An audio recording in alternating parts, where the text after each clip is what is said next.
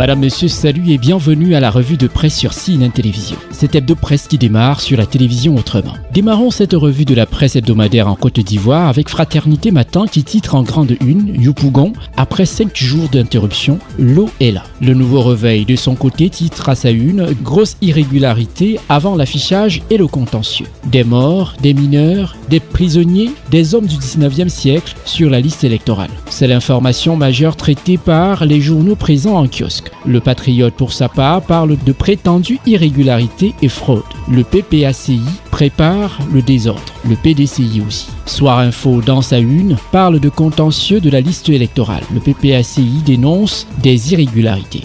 Le journal Inter, pour sa part, s'intéresse à la situation socio-politique en Côte d'Ivoire. Le père Abékan interpelle des ministres. Ne vous contentez pas de donner pendant les fêtes. Nous attendons de grandes décisions. Ivoire Hebdo s'intéresse aux industries gazières et pétrolières. Les Ivoiriens prennent enfin le pouvoir après 63 ans. Le journal vous présente tout sur les dernières décisions du gouvernement. Le scolaire parle d'éducation nationale. Mariatou Koné en guerre contre la corruption dans le système. Le quotidien L'Essor ivoirien s'intéresse au nouveau statut général de la fonction publique. Anne Ouloto fait adopter le projet de loi avec brio en commission. Le quotidien d'Abidjan revient également sur le flagrant délit de fraude sur la liste électorale et titre à sa une « Abiba Touré détruit la CEI ». Le journal L'Expression parle de sécurité, alerte incendie. 5 mois après sa mise en place, la police recourt assure pleinement ses missions. RHDP News s'intéresse aux élections locales et titre à sa une « Cavalli, voici le grand travail abattu par Anne Ouloto ». Le sursaut s'intéresse également aux élections municipales et régionales 2023 et titre en grande une « Quand les envoyés du RHDP dérapent ». La dernière heure revient sur la liste électorale provisoire de la CEI et titre à sa une « Le PPACI met à nu les irrégularités et les cas de fraude ». La même actualité est traitée par la Nouvelle Alliance qui titre à sa une « Incroyable mais vrai ». Des enfants de 3 ans, des vieillards de 170 ans et des personnes décédées sur la liste électorale. Face à un RHDP omniprésent sur le terrain, l'opposition joue à cache-cache avec ses militants. Le Jour Plus parle des élections locales et titre à sa une « Après la désignation des candidats aux municipales et régionales, le PDCI menacé d'implosion à Bassam et à Yamoussoukro ». Le journal L'Avenir s'intéresse à l'éducation, la santé, le financement des projets, l'infrastructure, la promotion de la culture et titre à sa une « Ces réalisations du conseil régional qui ont changé le visage de la Nawa ».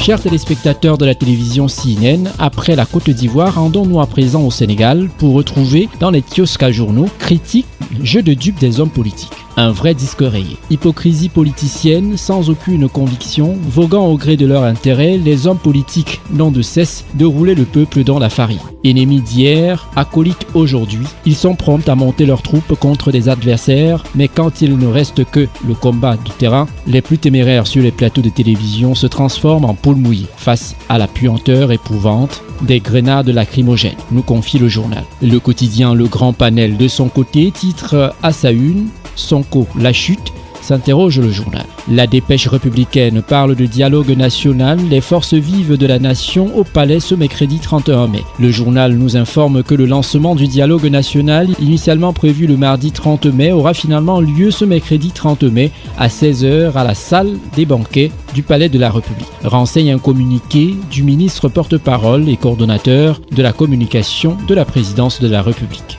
L'Indépendant de son côté parle de concertation avec le peuple. Le F24 déroule son dialogue.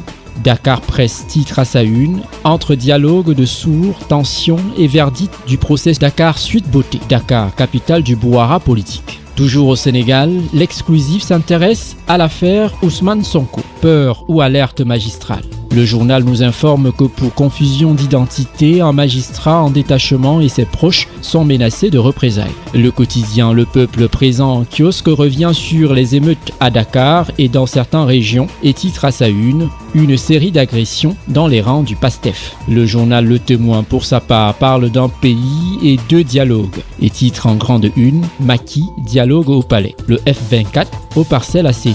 Le Wolf quotidien s'intéresse également à la concertation séparée du F24 et du pouvoir ce mercredi. À chacun son dialogue, titre le journal. Le journal LAS parle également du dialogue national autour de cet après-midi. Les grands défis du rendez-vous. Le quotidien Le Sud s'intéresse également au dialogue national du 31 mai et titre à sa une « La grande épreuve de Macky ». Le chef de l'État mis au défi de la paix civile et de la stabilité politique du Sénégal. L'opposition radicale aux abonnés absents, Tarsaou Sénégal tourne le dos à Yehui. Modification du code électoral, une urgence. Toujours au Sénégal, le journal Le Soleil titre à sa une « Le président de la République lance le dialogue national, aujourd'hui en ligne, des consensus durables, enjeux et bien fondés d'une concertation des différentes composantes de la société ». Le journal Yor Yor revient sur la séquestration de Sonko, des maisons de personnalités et infrastructures incendiées, arrestations tous azimuts, le Sénégal au bord du chaos. Le quotidien L'Info présent en kiosque titre à sa une « Sortie de cette guerre civile larvée ».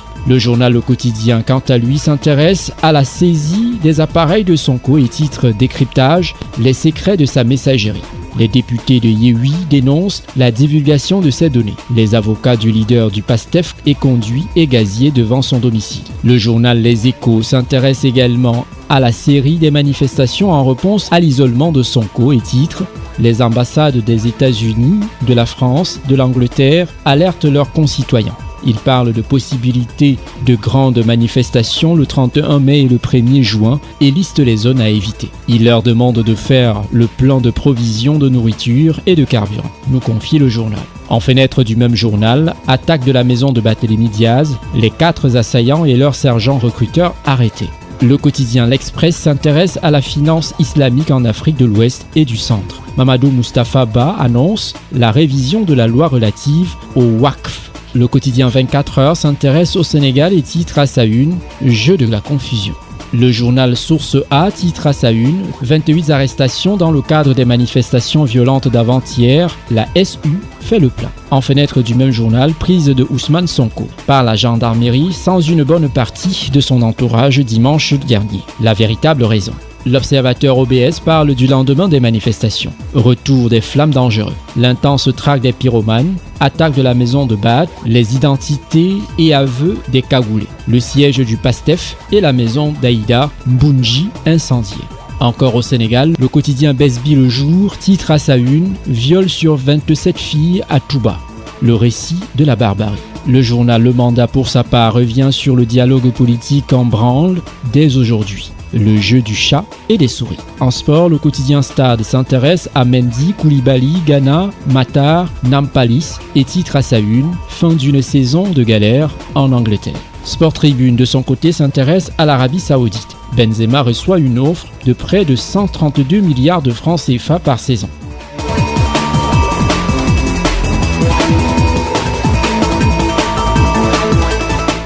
Madame, Monsieur, poursuivons cette revue de la presse au Cameroun avec le quotidien Émergence qui s'intéresse au prix du carburant à la pompe qui est sur le spectre d'une nouvelle augmentation. Le quotidien Réalité Plus s'intéresse à Santa dans la région du Nord-Ouest. Le gouverneur Lélé Lafrique visite les projets routiers du ministère des Travaux publics. Censure Hebdo parle de la pollution des plastiques et microplastiques. Le continent africain est le futur vaste dépotoir des déchets d'emballage plastique de la planète. En fenêtre du même journal, Journée mondiale de l'hygiène menstruelle, beaucoup de jeunes filles ne savent pas toujours faire leur toilette intime avec des conséquences à la fin. La nouvelle expression de son côté s'intéresse à l'enlèvement de Maître Keïné, la condamnation qui vient du barreau. Le journal nous informe que le président de l'ordre des avocats au barreau du Cameroun dénonce la détention de Maître Keïné par les éléments de la sécurité militaire. Le MRC s'est également fendu d'un communiqué exigeant des explications. L'info à chaud pour sa part s'intéresse aux propos de Célestin Tawamba, président du JICAM.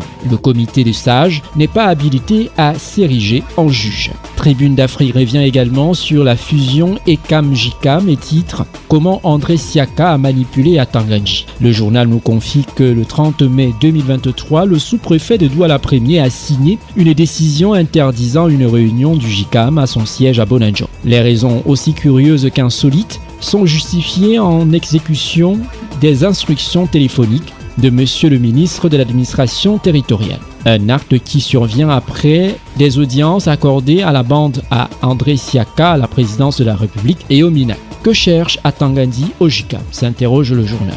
Le tri-hebdomadaire Le Soir s'intéresse à la lutte contre les accidents de la circulation routière. Le ministre des Transports renforce les mesures de prévention et de sécurité routière.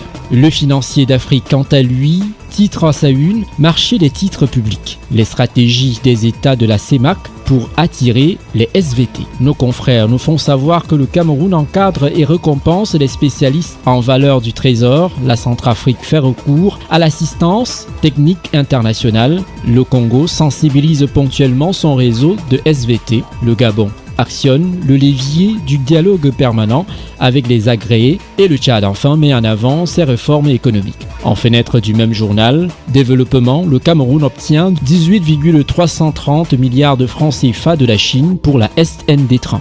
Toujours au Cameroun, l'essor parle de l'inédit à Genève. Le Cameroun siège pour la première fois au conseil de l'exécutif de l'OMS, tout en portant la voix des 47 pays africains de l'OMS.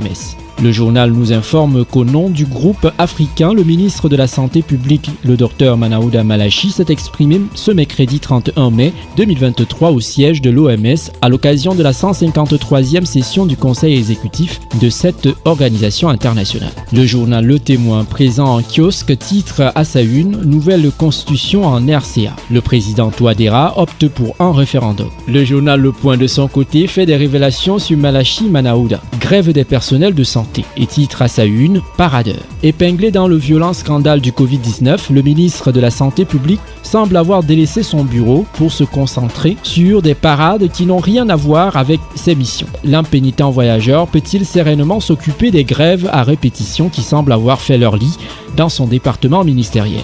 S'interroge le journal Le Point. Le journal Repère s'intéresse également à la grève du personnel de santé et titre à sa une « Formation sanitaire publique, 27 000 personnels sans salaire depuis 7 ans ». En sport, le journal satirique Le Popoli s'intéresse à la rencontre Cameroun-Mexique et titre en grande une « Son ignore Onana ». Nous vous invitons à découvrir la caricature proposée.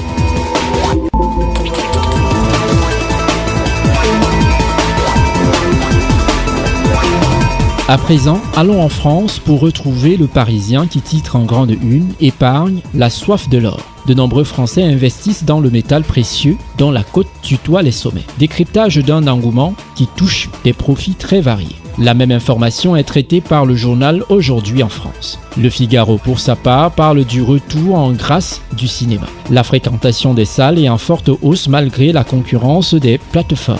Le Festival de Cannes, dont la 76e édition s'est achevée samedi, en reste la plus belle vitrine. Le journal sportif L'Équipe s'intéresse au Roland-Garros Grand Chelem et titre à sa une « Mercredi noir ». À l'élimination des 6 Français en lice hier, dont Caroline Garcia, s'est ajouté le forfait en fin de soirée de Gaël Monfils, blessé au poignet gauche, nous informe le journal.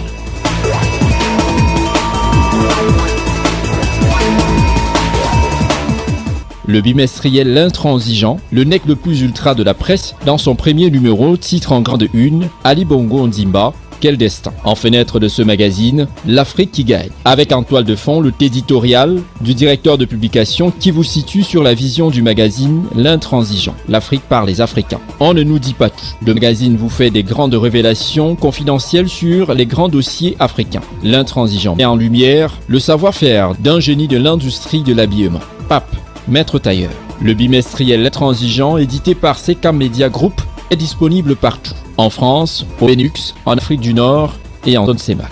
Madame, Messieurs, merci d'avoir regardé cette autre édition des 2 Presse sur CNN Télévision. À très bientôt pour un nouveau numéro. D'ici là, portez-vous bien et n'arrêtez jamais de sourire à la vie. Restez en compagnie de vos programmes sur CNN, la télévision autrement.